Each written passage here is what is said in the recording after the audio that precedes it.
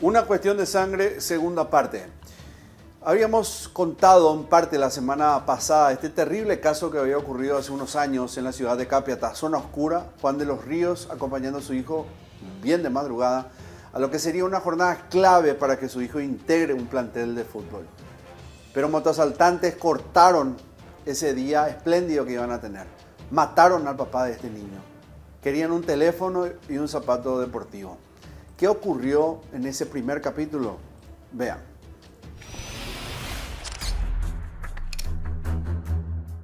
En el programa anterior, en la madrugada del 15 de febrero, Juan de la Cruz Ríos Benítez fue asesinado a 70 metros de su casa en el barrio Las Mercedes de Capiatá, mientras intentaba defender a su hijo de un asalto. Dos hombres a bordo de una motocicleta lo interceptaron y con frialdad amenazaron al adolescente exigiéndole su teléfono móvil y el calzado de fútbol que llevaba consigo, símbolo de su pasión por el deporte.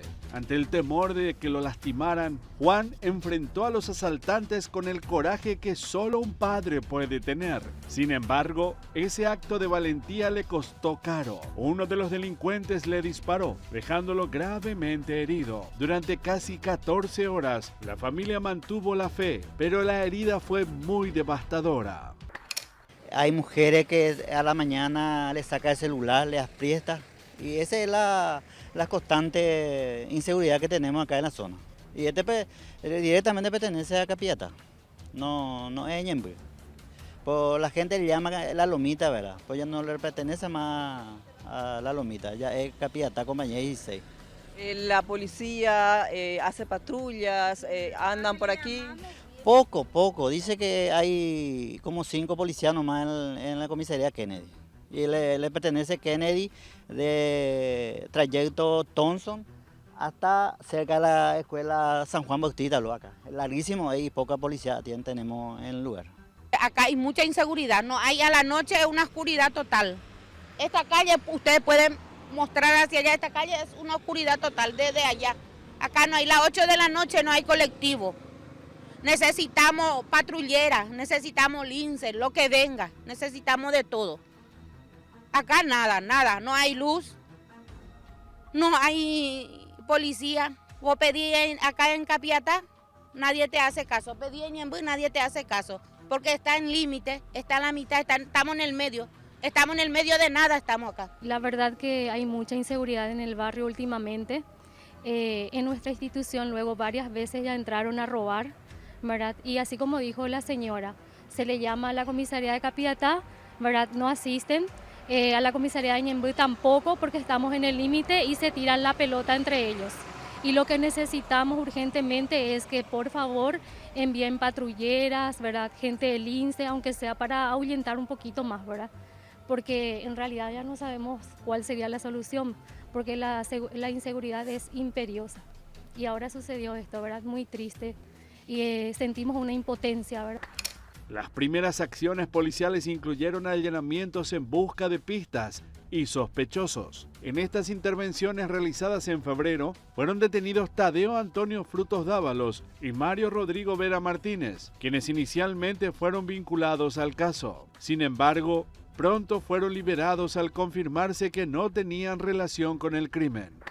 Dos sujetos a bordo de una motocicleta, al percatarse de la presencia policial, se dieron a la fuga.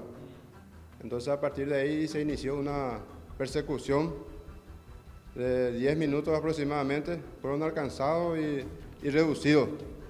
El poder de uno de ellos se incautó un arma de fuego, revólver calibre 32. Y la motocicleta y ambos sujetos fueron trasladados hasta la comisaría.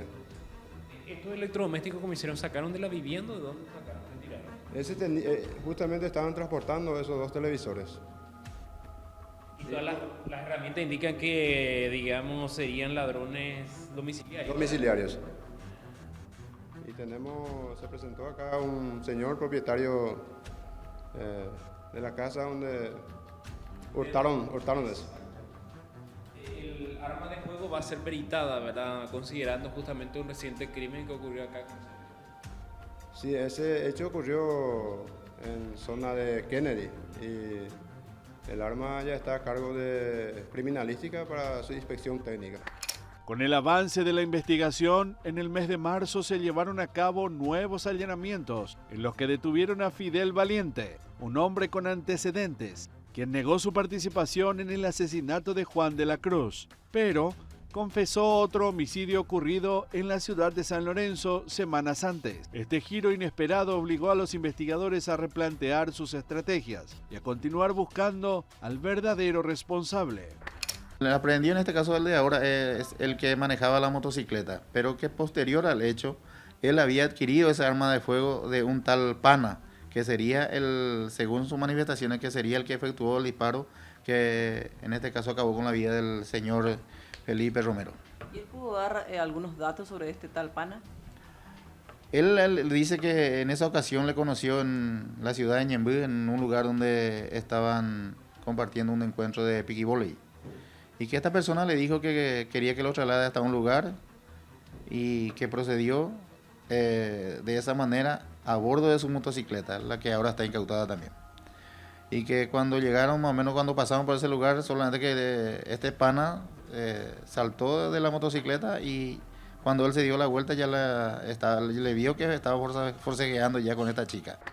Más tarde, una serie de allanamientos en San Lorenzo llevó a la detención de 4 nuevos sospechosos: Marta Irene Sánchez Medina, Hugo Rodrigo Zamudio Sánchez, Ángel Ramón Chávez Caballero e Ignacio Ramón Rodas Galeano. Entre las evidencias incautadas se encontraron teléfonos celulares, algunas motocicletas y prendas de vestir, elementos cruciales para la causa. Pero hasta el momento no había sospechosos claros en esa investigación.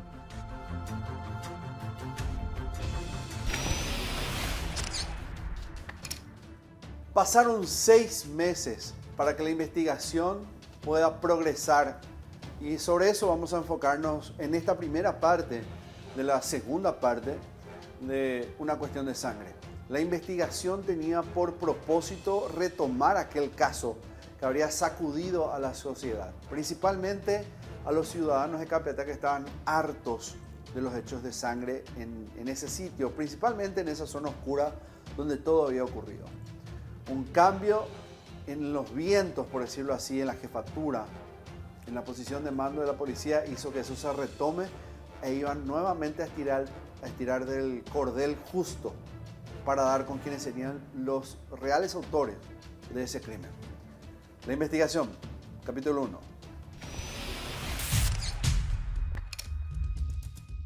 La investigación. El crimen perfecto solo existe en la mente del criminal. Es aquel que no se comete. Así lo definía Edgar Allan Poe. Aunque en nuestro país existen muchos casos no resueltos, el de Juan de la Cruz Ríos Benítez no sería uno de ellos. Esto gracias a la astucia de un grupo de investigadores que, tras un cambio en la jefatura de la División Central de Investigación de Delitos, tomó las riendas de la investigación y se propuso a resolver casos que parecían estancados en un túnel sin salida. Los primeros detenidos en torno al caso marcaron un esbozo fallido en investigación.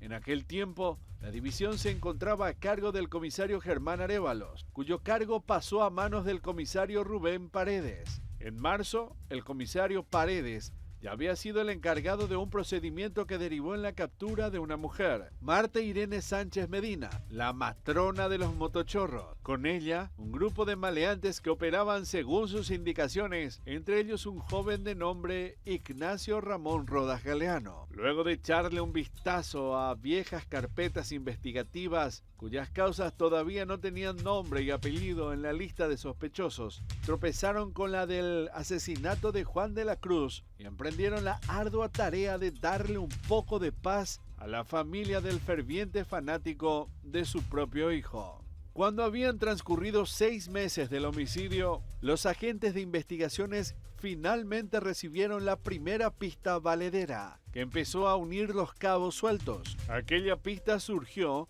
luego de que recurrieran a un grupo de informantes, y en uno de ellos encontraron la huella que buscaban.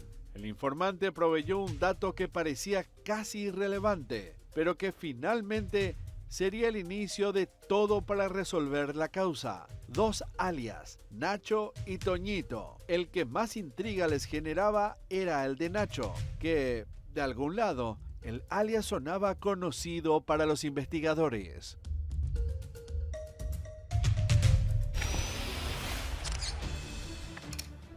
Lo que podríamos decir que fue un norte correcto para la policía es cuando dieron con el sospechoso justo.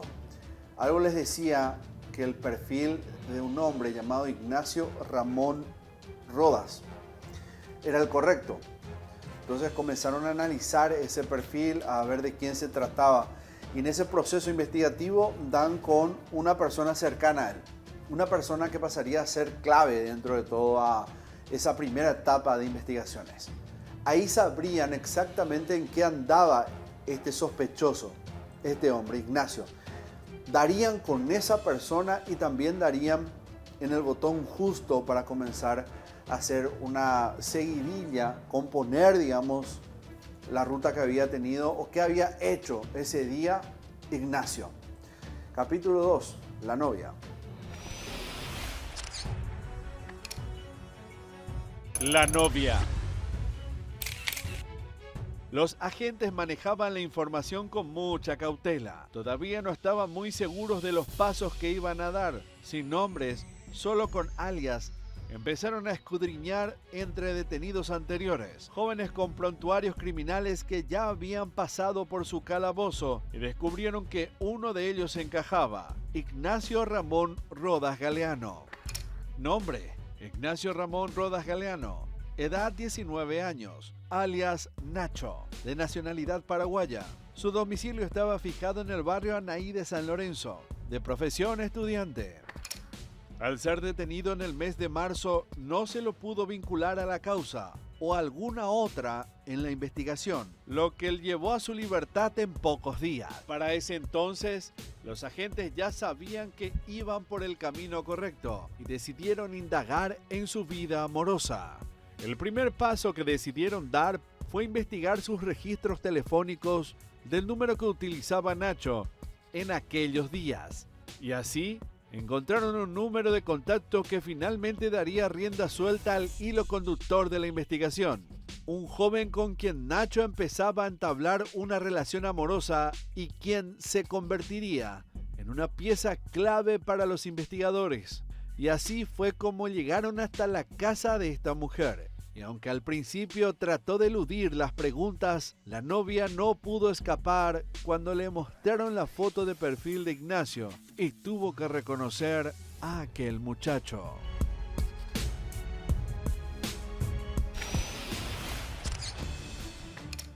Y les decía, la novia de Ignacio, o Nacho como se le conocía, dio con la pista justa para que la policía pueda rastrearlo y en poco tiempo dar finalmente con él. Esto trajo, digamos, la pista certera en la rutina que había hecho Ignacio en su momento aquel 27 de febrero, las horas previas al asalto mortal y también qué ocurrió posteriormente a ese hecho, siempre dentro de ese 27 de febrero. Quiere decir esto que la policía finalmente estaba dando con el hombre exacto. Por fin tendrían a un sospechoso principal. Capítulo 3, Ignacio.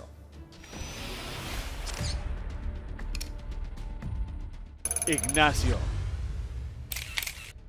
De la novia rescataron el número de teléfono de Nacho y pidieron el extracto de llamadas de ese teléfono que usaba al momento del asalto y su ubicación. Las celdas de llamadas fueron captadas en la zona de asalto el 27 de febrero por la madrugada. La señal daba exactamente en el mismo cuadrante en el que ocurrió el asalto. Es decir, ese teléfono que él usaba ese 27 de febrero de madrugada estaba activo en ese lugar, en esa zona, en ese barrio donde fue asesinado Juan de la Cruz Ríos Benítez.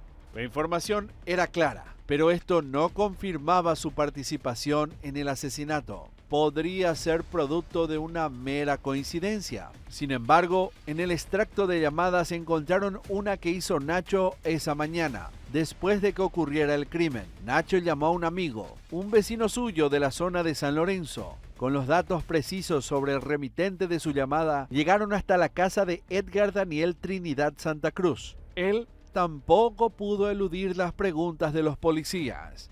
Edgar Daniel relató con lujo de detalles lo que aquella madrugada había sucedido y cómo Nacho acudió a él desesperado por deshacerse de un arma, a tal punto que aceptó vendérsela por un monto más que ínfimo, 450.000 guaraníes. Entonces, incrédulo ante tan buena oferta, Edgar Daniel decidió preguntar por qué quería venderla a precio tan bajo. Y Nacho respondió como si relatara una hazaña recién vivida, que aquella arma llevaba la sangre de un hombre. Gracias al testimonio del comprador, finalmente pudo conectarse a Nacho con el crimen. Entonces, solo quedaba identificar a Toñito y proceder a la captura de ambos.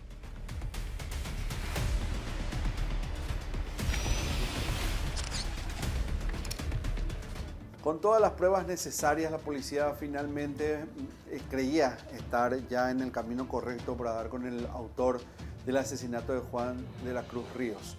Por eso es que comenzaron a fijar el lugar donde podría estar y planificar cómo lo iban a detener. Eso se iba a gestar finalmente.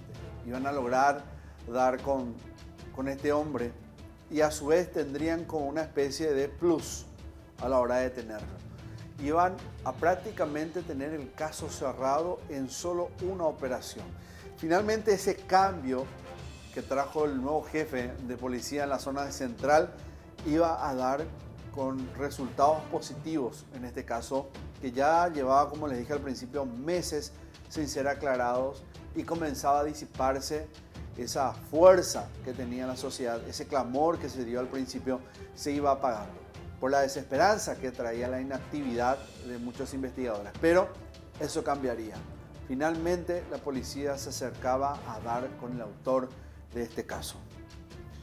Capítulo 4. Los autores.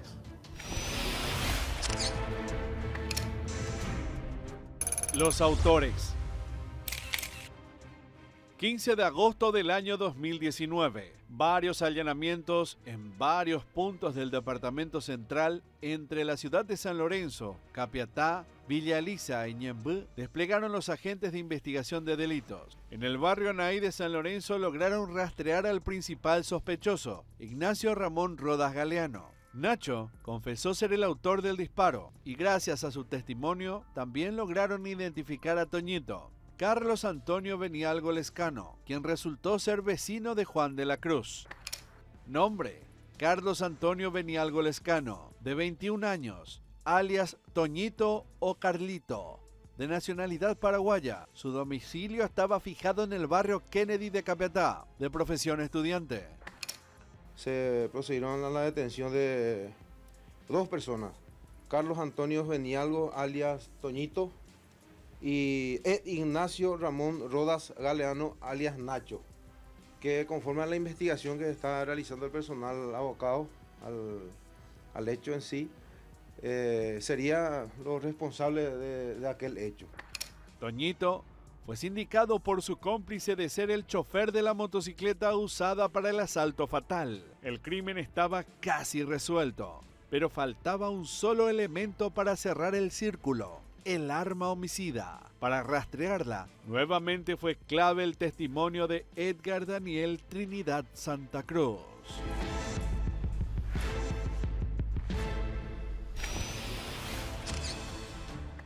Vamos a hacer la primera pausa en Escena del Crimen. Hoy estamos en el capítulo 2 de Una cuestión de sangre. Un caso que nos lleva al año 2019, en ese evento del 27 de febrero, uno quizás de tantos hechos de inseguridad en el departamento central. El punto, la ciudad de Capiatá, una zona prácticamente liberada. Liberada porque era oscura, liberada porque no transitaba la policía, no patrullaba, no había un agente rector y eso se liberaba para que motoasaltantes sean, digamos, los únicos prácticamente en el sitio y se dictaba su ley. Una ley que lastimosamente era violenta, una ley que traería muertos por mucho tiempo en esa ciudad. Y uno de ellos fue lastimosamente Juan de la Cruz Ríos, un hombre joven, padre de familia, trabajador, que quería y tenía un sueño, el ver a su hijo feliz, feliz de lograr sus sueños, el ser futbolista. Y ese día 27 salieron de madrugada como todos los días para arrancar la práctica de fútbol tempranera. Y esto iba a ocurrir, o tendría que haber ocurrido, en el Deportivo Capiatá. Pero no lo lograron. No lo lograron porque dos delincuentes en moto los interceptaron y los asaltaron. Querían el teléfono celular y algo más que llevaba el niño. Juan de la Cruz se opuso a eso y lo mataron. Con el tiempo, después de un cambio de jefe policial, finalmente dieron con los autores del hecho, el tirador y el conductor de la moto. ¿Qué pasaría después? Y vamos a develarlo a la vuelta de este corte en Escena del Crimen.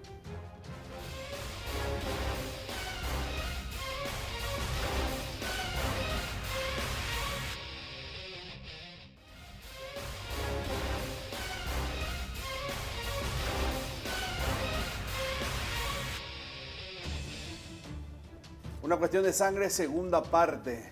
Hasta aquí Ignacio era el responsable de haber matado a Juan de la Cruz Ríos. Ignacio delató a Toñito, alias Toñito, el que era el conductor de aquella motocicleta en la que iban ellos al cruzarse con Juan de la Cruz y su hijo. Y estos tenían por destino final una práctica de fútbol, pero no pudieron llegar a eso. Hasta aquí faltaban, porque las pruebas estaban prácticamente en su punto final, a punto de colectarlas todas, pero había una sola que faltaba y que era muy importante, y era el arma homicida. Necesitaban o un milagro o necesitaban una pista muy clara que pueda apuntar a dónde fue a parar el arma, por aquello que ellos sabían que los delincuentes hacían siempre, deshacerse de eso cuando la cuestión quemaba. Y esta era una de esas situaciones. Afortunadamente, esa cadena por la que pasó de mano en mano el arma se iba a romper prácticamente al inicio de ella. Alguien iba a delatar qué ocurrió con esa arma. Y sabía mucho, por cierto, sobre ella. No era una cuestión de adivinar. Por eso este capítulo es también fundamental para tener el rompecabezas casi completo de esta historia. Capítulo 5, la ruta del arma.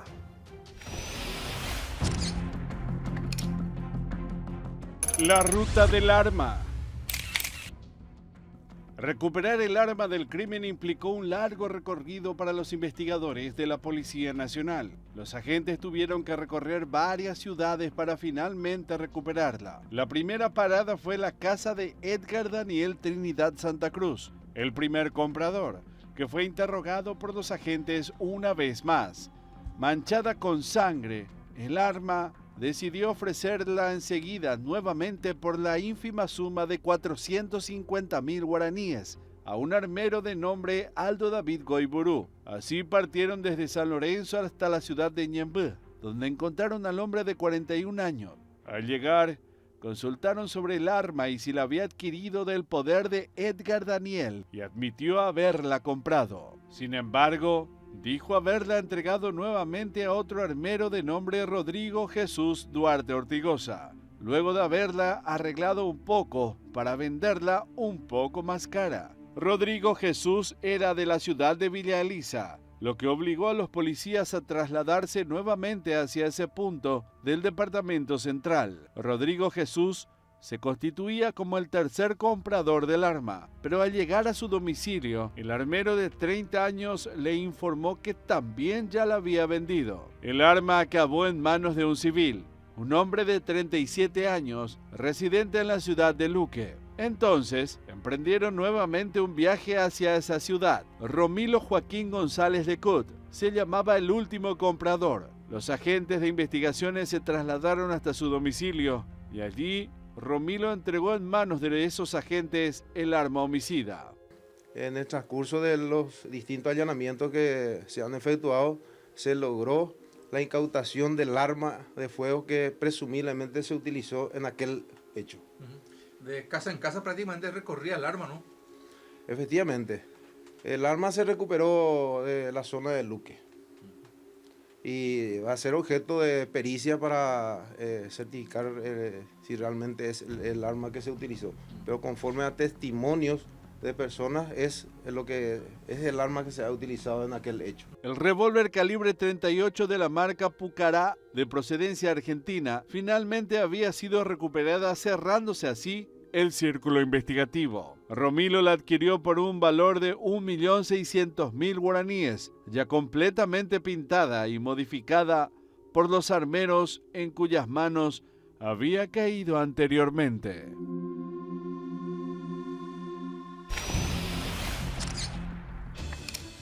A partir de aquí hablamos de la prisión preventiva ya de Ignacio. Él ya habría confesado ser el autor y necesitaba aún un trecho que pasar, pero ya correspondería a la cuestión judicial.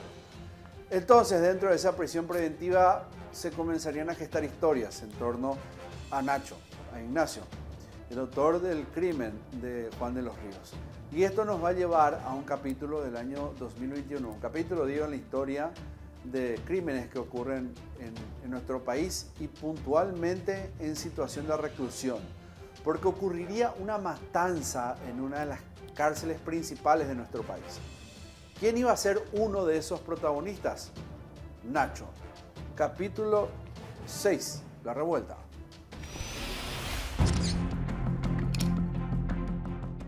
La Revuelta. Ignacio Ramón Rodas Galeano y Carlos Antonio Benialgo Lescano fueron imputados por homicidio doloso y robo agravado. Lo hizo el fiscal Benjamín Marisevich. 2 años más tarde, ambos fueron acusados y condenados. Como autor material del crimen, Ignacio Ramón recibió una pena de 24 años de prisión, mientras que su cómplice 18 años. La condena fue confirmada el 9 de noviembre del año 2023. Ambos fueron enviados a la Penitenciaría Nacional de Varones en la capital, barrio Tacumbú, donde debían cumplir su condena. Durante su estancia en la cárcel capitalina, el joven de 19 años fue bautizado en el Primer Comando Capital, una facción criminal brasileña que empezó a instalarse en las cárceles paraguayas a mediados de la década de los 2000 y donde se registraron masacres vinculadas al mismo. Una de ellas fue la revuelta del 17 de febrero del año 2021, desatada luego de una alerta enviada al Ministerio de Justicia sobre un posible escape de 2 peligrosos delincuentes, el asaltacajeros Orlando Efrén Benítez y Armando Javier Rotela, conocido como el zar del microtráfico, y cuya banda criminal es rival a la del Primer Comando Capital. Esta situación obligó al traslado de ambos reclusos a la agrupación especializada. Lo ordenó la entonces ministra de Justicia Cecilia Pérez. El amotinamiento inicial en la mañana del 17 de febrero fue apaciguado rápidamente. Sin embargo, en horas de la tarde, nuevamente los presidiarios protagonizaron otra revuelta.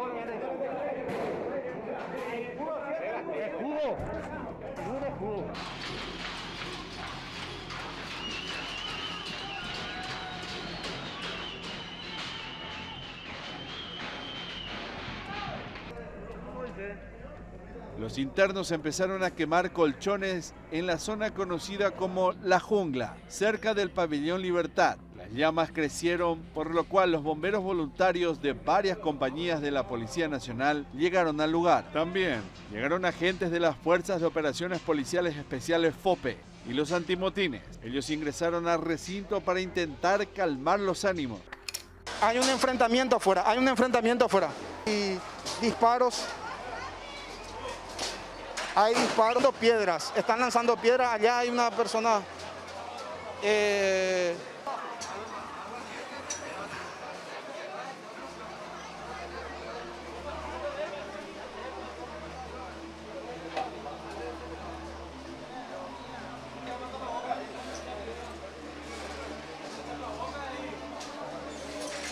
Los presos se arrinconaron y encerraron a 18 guardiacárceles que quedaron como sus rehenes.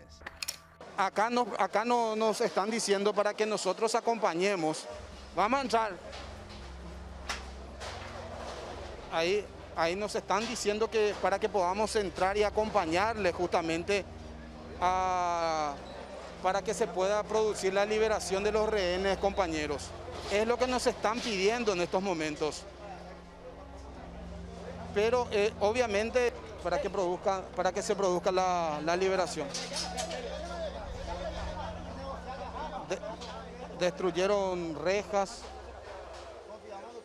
Le mandamos llamar a usted. El resultado fue el fallecimiento durante la revuelta de Carlos Raúl Casco Rojas, Fernando Ortiz Echeverría, Julio César González Cáceres, Julio César Chaerán Barrios, Roberto Ríos y Alcides Ramón González. Plan de fuga ideado por el clan Rotella tuvo como secundario protagonista a un singular recluso, Nacho.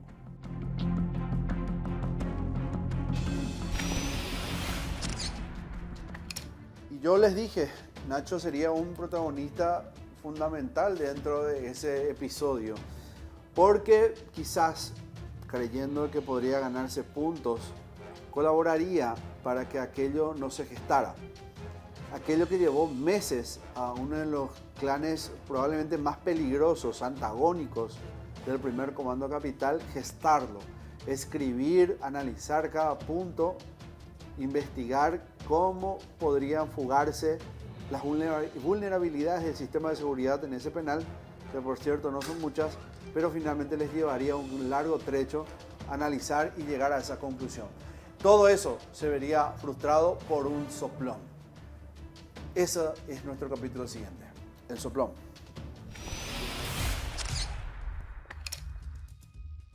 El soplón.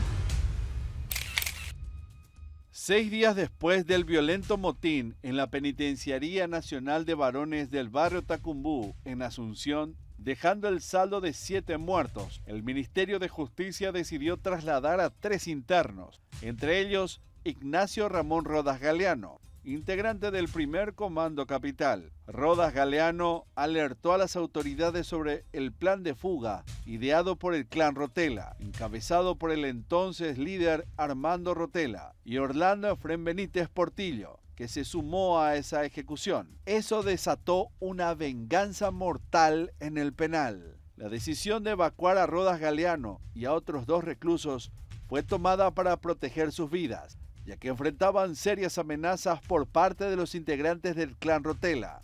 Al mismo tiempo que Rodas Galeano, fueron trasladados Edgar Penayo Ríos y Saulo Paulo Martínez Vera y Aragón. El traslado coincidió con un cambio en la dirección del penal, ordenado por la ministra de Justicia Cecilia Pérez. Ella designó a Rodolfo Julián Bernadette como nuevo director en reemplazo de Domingo Antonio Amarilla Florentín. Según la ministra, estas medidas buscaban responder a la crisis de seguridad en el centro penitenciario y evitar más episodios violentos.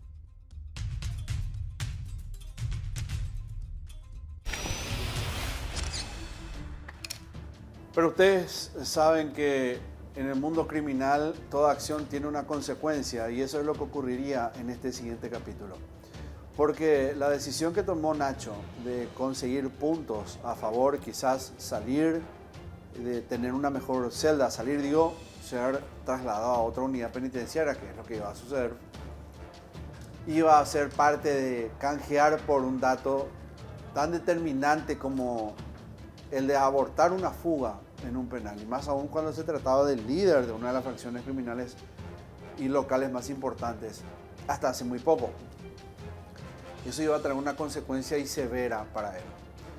En el capítulo siguiente, La Vendetta, finalmente este título que le decidimos poner tiene otra connotación. Una cuestión de sangre. Ocurriría la famosa ley del talión, ojo por ojo. Vendetta.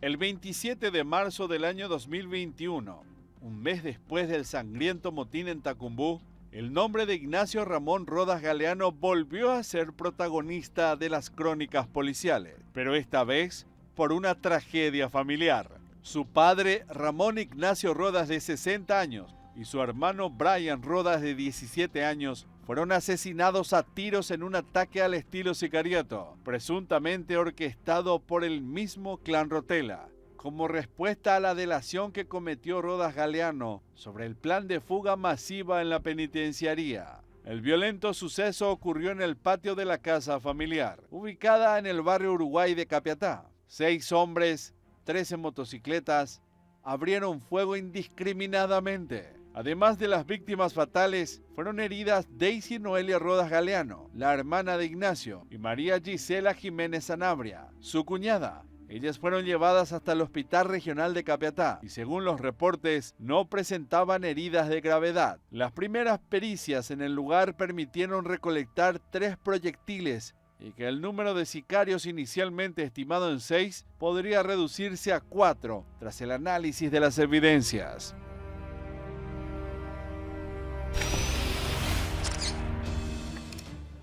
Finalmente sucedería y pagaría Ignacio por dar aquel dato privilegiado a las autoridades de poder abortar un plan de fuga. Su padre muerto, su hermano adolescente también y sus 2 hermanas heridas. Hasta aquí finalmente sucedería todo con Ignacio. Hasta aquí iría su historia. Y eso lo vamos a saber a la vuelta de esta segunda y última pausa en escena del crimen. Hoy, segunda parte de Una cuestión de sangre. La muerte de Juan de la Cruz Ríos, un padre de familia que quería ver un día como cualquiera de práctica de su hijo trascender a ese pequeño a un plantel de inferiores del Deportivo Capiatá. Lo matarían finalmente, pero la policía logró atrapar al sospechoso y a su cómplice. ¿Qué ocurriría con él? ¿Ya con una condena? Lo vamos a ver a la vuelta de la pausa.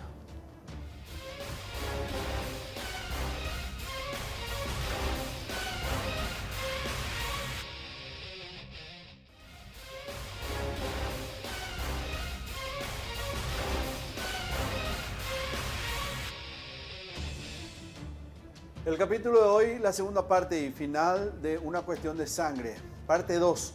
El capítulo que nos contó la historia de un padre de familia que fue asesinado, culpa de un sistema inseguro, de un plan, una cobertura policíaca que en ese momento era estéril en la ciudad de Capiatá. Hoy no creo que la situación sea muy diferente. Aquella vez le costó la vida a un hombre que ya tiempo atrás había tenido otra víctima y otra víctima y otra víctima. Lastimosamente Juan de la Cruz Ríos era una de tantas y no se encontraba solución. Los responsables, un joven, Ignacio. Ignacio que en compañía de otro habían salido de la casa de este segundo, vecino de Juan de la Cruz, a transitar por las calles. Se imaginaba que con ese objetivo, asaltar. Y sus primeras víctimas eran Juan de la Cruz y su hijo. Ellos tenían que ir a una práctica de fútbol bien temprano, eran las 4 de la mañana, de ese 27 de febrero del año 2019. Ignacio los asaltó, le quitó el teléfono, quería quitarle el calzado de fútbol al hijo y ahí fue que Juan intervino y murió de un balazo. Con el tiempo, un cambio de policía muchos meses después, finalmente la policía da con él, da con Ignacio, después de otros detenidos fallidos. También con su cómplice, confesiones de por medio, se llega a la imputación, juicio, un plan de fuga donde colaboró Ignacio abortando y consiguiendo un privilegio que era el traslado, ir hasta la agrupación especializada. Lugar que, sabemos todos, no es un lugar de reclusión, es un cuartel policial. Y ese cuartel, como cualquiera, tiene dormitorios, lugares de privilegio. ¿Serviría esto con una finalidad para Ignacio? Ese privilegio, digo, poco control, poca seguridad, no es una penitenciaría. ¿Qué ocurriría con él por esa debilidad o esa fragilidad en el control, pese a ser un cuartel de policía? Capítulo 9, el último, la fuga.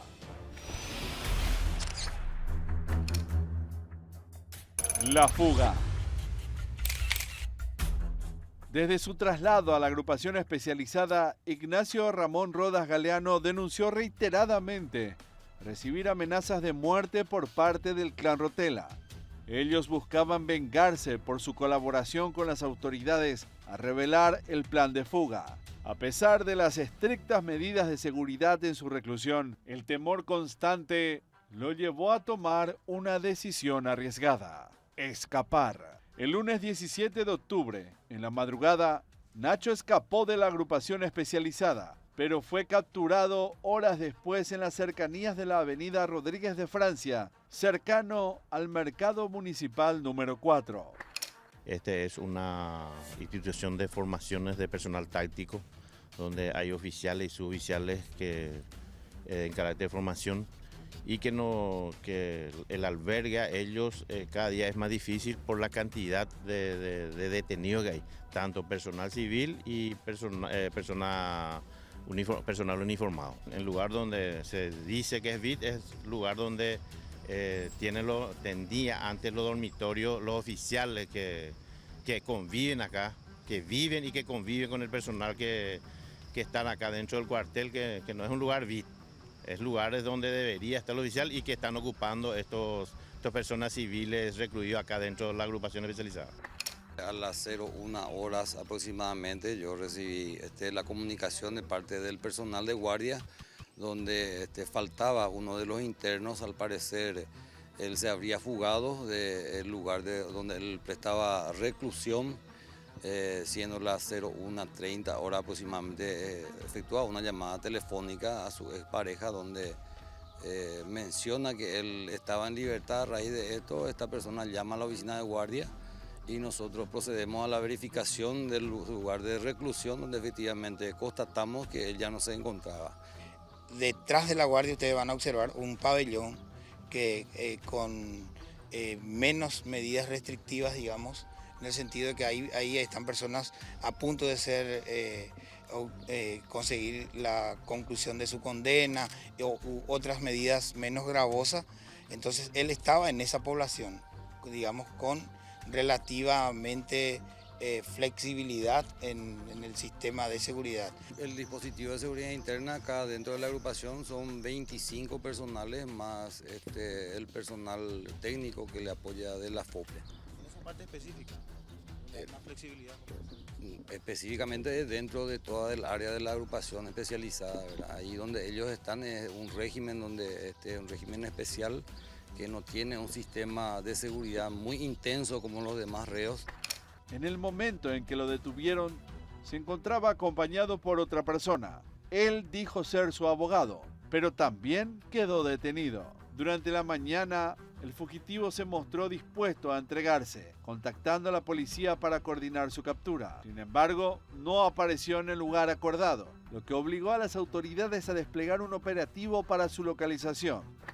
Él planteó ir a un lugar que finalmente no se presentó, donde se iba a entregar, pero sí había pedido garantías y había pedido mi presencia a los efectos de garantizar de que no iba a tener apremios físicos al volver a la agrupación.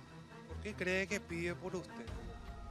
Porque en el tiempo que estuvo en Tacumbú, él estuvo mucho tiempo en Tacumbú antes de trasladarse acá. Él es una persona que tiene amenaza al clan Rotela.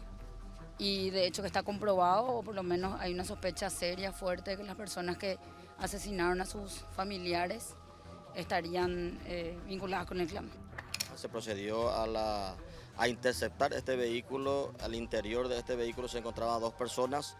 Una de ellas es la recapturada y la otra persona se identificó como abogado, como profesional abogado. Ahora se está corroborando la identidad, los datos personales y también si en verdad es profesional abogado o no.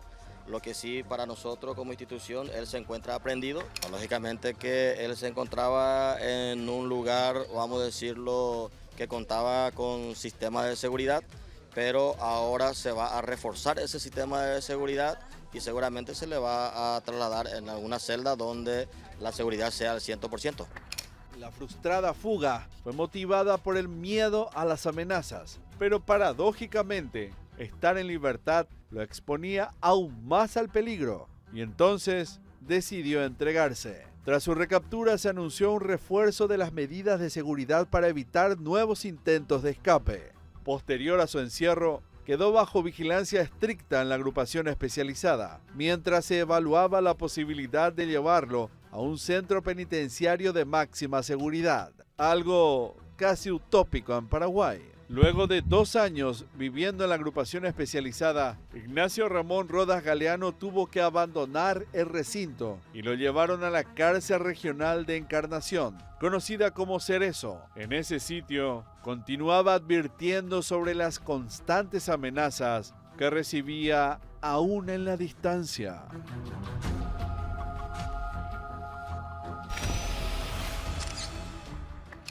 Llegamos al final de este capítulo, una cuestión de sangre. La segunda parte, por la cantidad de detalles que existían en torno a este caso, no quisimos dejar nada fuera y por eso fueron estas 2 significativas partes para contar cómo, para los que muchos consideran un asalto más, una víctima más, realmente tiene un trasfondo profundo que se arraiga en un fallo de sistema social.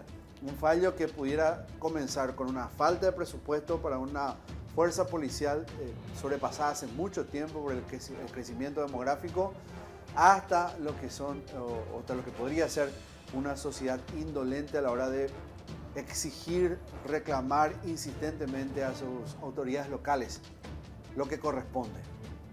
Desde un foco no nombrado público hasta la exigencia de patrullajes permanentes y el combate frontal a las drogas que pueden ser el motor disparador de todos estos problemas de inseguridad que tenemos. Lastimosamente, ese chico que quería tener a su padre realmente como protagonista, ¿no? Verlo feliz, orgulloso de que se pueda realizar en esa jornada, no lo pudo hacer. Y una familia crece sin ese papá. Y él es tan solo un ejemplo de tantos casos que tenemos en el país. Ojalá que siempre estas historias lleven a la reflexión a las autoridades y puedan entender que tanta falta hacen y dejen la corrupción y el interés, la mezquindad de lado por un solo instante y piensen en la representación que tienen todo un país. No se olviden de ver este capítulo y todos en nuestro canal de YouTube en Unicanal. Cada vez que quieran recordar, siempre están los capítulos presentes ahí, hace 7 años. Nos reencontramos la próxima semana en otro capítulo más de Escena del Crimen.